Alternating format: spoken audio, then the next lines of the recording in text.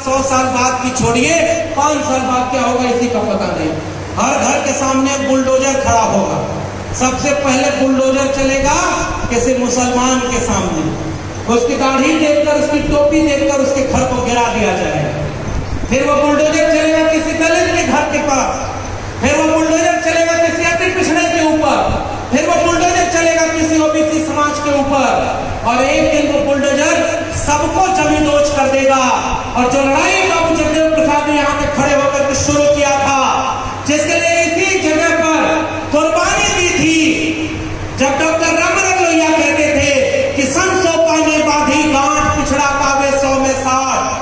देखो ये ओबीसी समाज का आंदोलन, त्रिवेणी संघ से लेकर के जगदेव बाबू का नारा, और नौजवानों ये जिम्मेदारी तुम्हारे ऊपर है इस बात को गांव गांव पहुंचाना कि उस नारे को आगे बढ़ाकर उन्होंने कहा कि 100 में 90 शोषित हैं, शोषितों ने ललकारा है, और धन धरती और राजपाट में 90 भाग हमारा है, 10 का शासन 90 पर नहीं चलेगा।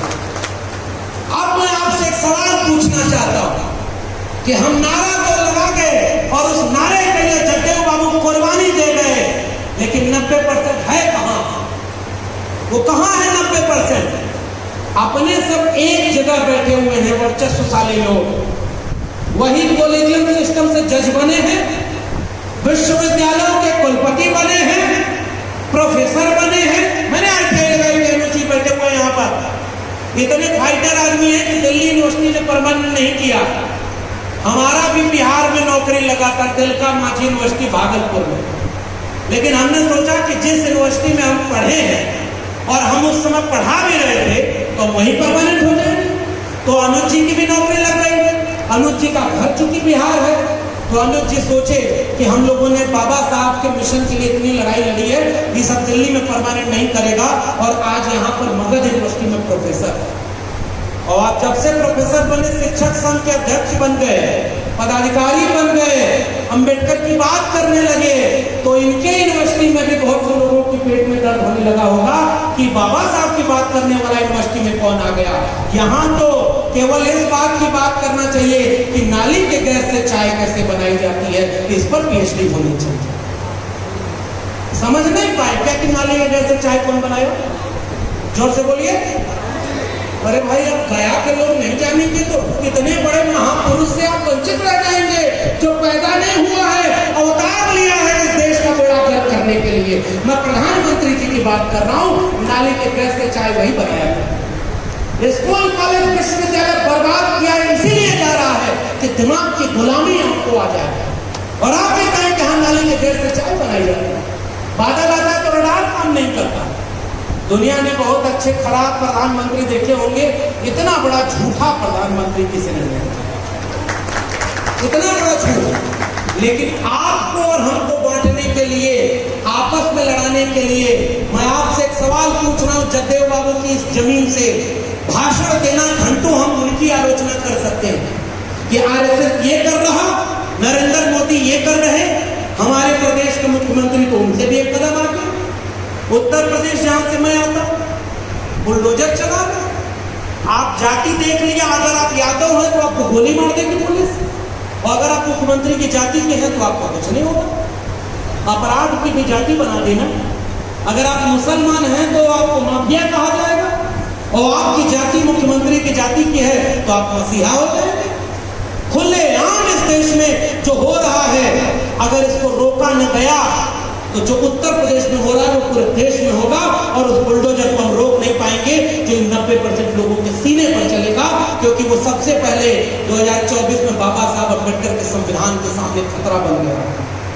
और मैं शुक्रिया अदा करता हूं कि उसमें हम लोगों की भी थोड़ी सी भूमिका रही होगी कि जिस अयोध्या के नाम पर 3 दशक से बीजेपी ने पूरे देश में नफरत की आग बोई, उत्तर प्रदेश के समाजवादी और अम्बेडकरवादियों ने मिलकर के PDA के जरिए उसी बीजेपी को यूपी में हराया, और उससे भी बड़ी बात, अयोध्या में भी बीजेपी हार गई।